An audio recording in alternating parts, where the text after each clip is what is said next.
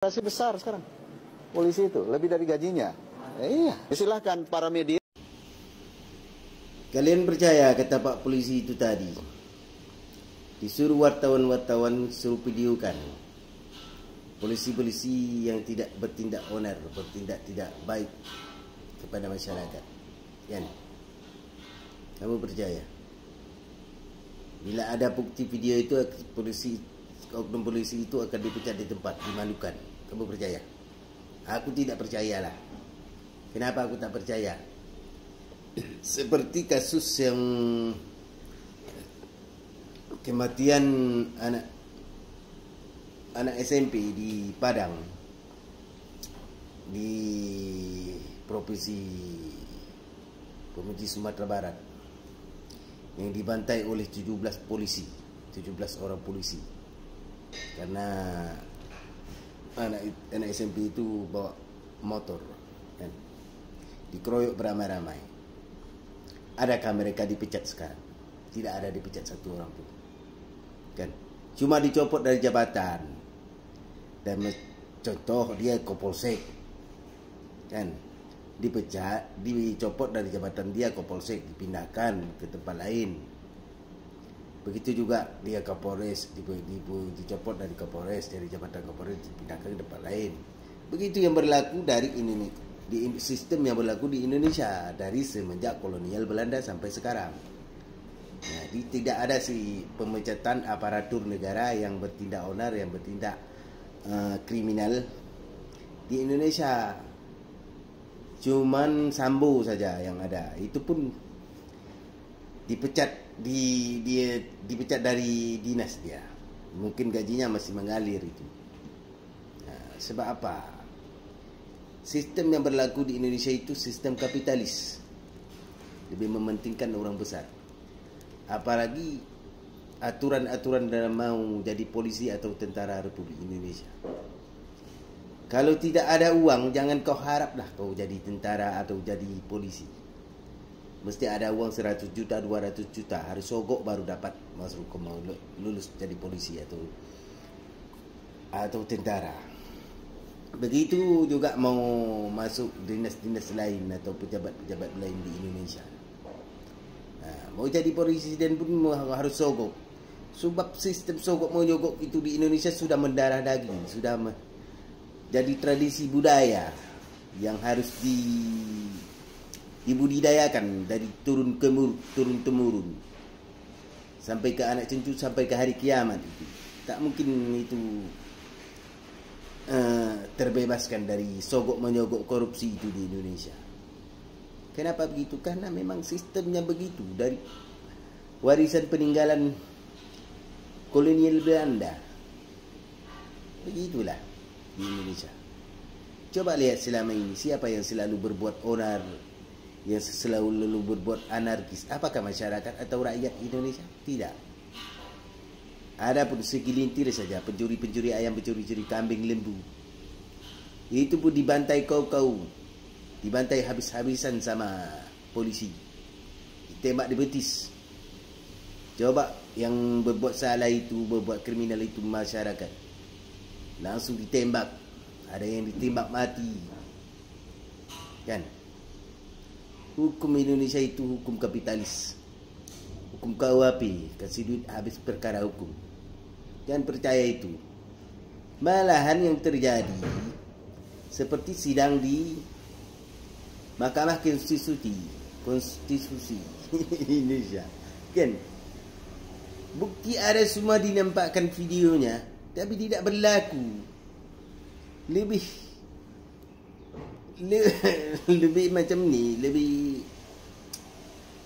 lebih orang itu lebih percaya dengan kentut daripada video itu. Malahan orang yang bagi viral itu yang dicari ditangkap, bukan orang yang berbuat salah, yang berbuat kriminal. Itu dah Indonesia di Indonesia Raya. Di sanalah aku berdiri jadi paduan ibuku. Entah ibu siapa, entah berdiri di mana itu. Hukum macam hukum rimba. Apalagi sekarang makin hancur Indonesia itu. Semoga cepat bubarlah NKRI ini, biar tinggal Pulau Jawa saja. kita pun masyarakat sudah muak dan sudah bosan melihat tingkah laku pejabat pemerintah itu, kan? Apalagi kita di Aceh, muak menjadi macam tengok Belanda dulu perangai dia itu. Entah kenapa nenek moyang kami bodoh mau bergabung dengan Soekarno Indonesia itu, hingga kita jadi melarat sekarang, kan? Begitulah Indonesia. Jangan percaya itu.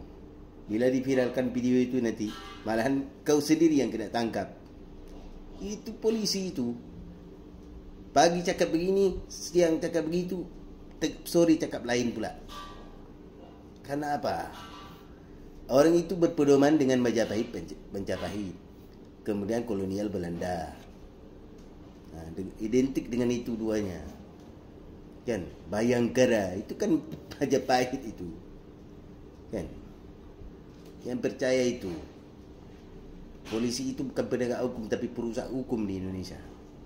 Mereka yang membuat hukum, mereka yang merusakkan, mereka yang menghancurkan, kan? Rakyat bawahan disuruh berdisiplin. Macam kita bawa motor, kan, mesti pakai helmet, ada kaca pion. Dia sendiri macam mana? Rakyat dilarang membakar hutan lah apa semua. Tapi oligarki apa yang mereka lakukan? Malahan didukung oleh polisi, dibela oleh polisi. Akhirnya ya rakyat yang tanggung semua risiko dan ampas, ya kan? Banjir bandang terjadi di mana-mana, kan? Karena manusia-manusia rakus dan hauloba yang disokong oleh pemerintah Republik Indonesia untuk menghancurkan hutan-hutan, lingkungan hidup masyarakat. Nah, jangan percaya itu. Tidak ada keadilan dan bagi seluruh rakyat Indonesia itu cuma di Pancasila saja. Pemerintah Indonesia itu hipokrit, munafik. Understand? Penjajahan di atas dunia harus dihapuskan karena tidak sesuai dengan pri kemanusiaan dan pri keadilan. Fakta dan bukti. Mereka sendiri jadi penjajah pengganti kolonial Belanda. Di bumi Borneo, Kalimantan, di Sumatera, di Sulawesi, di Papua, NTT dan sebagainya. Kan? Mereka itu sama saja dengan Zionis lah. Jadi itulah. Orang itu dia ingat takkan mati karena dia nanti dia pikir boleh masuk surga dengan baju uniform itu. Alah. Manusia, sampah Nusantara, peninggalan kolonial, peninggalan Belanda, cicit penyangat penjilat jongus Belanda itu. Sekarang jadi orang-orang besar di Indonesia, jadi penguasa di Indonesia. Kau tengok rakyat sendiri dia tindas, ya kan? Jangan karena orang lain. Itu orang Jawa sendiri dia tindas, apalagi orang-orang di dunia yang bukan Jawa. Jadi pikirkanlah. Lebih bagus memberontaklah macam Papua, macam Maluku, macam Aceh. Biar kita merdeka, berdiri sendiri di atas kaki sendiri. Tak payah lagi berpayung NKRI, penjajah, perampok hasil bumi kita, pencuri hasil daripada jeripaya kita semua itu. Jadi saudara-saudara kena sadar di seluruh Nusantara, Indonesia itu hanyalah pewaris penjajahan kolonial Belanda di Nusantara. Sebab itu sistem yang berlaku seperti sistem ini kolonial Belanda. Mau jadi polisi harus sogok, jadi tentara harus sogok. Yang berjiwa patriot menjadi jiwa penyangak, jadi jiwa perampok demi mendapatkan modalnya kembali semasa dia jadi polisi dan tentara. Semoga bubar dah NKRI. cepat-cepat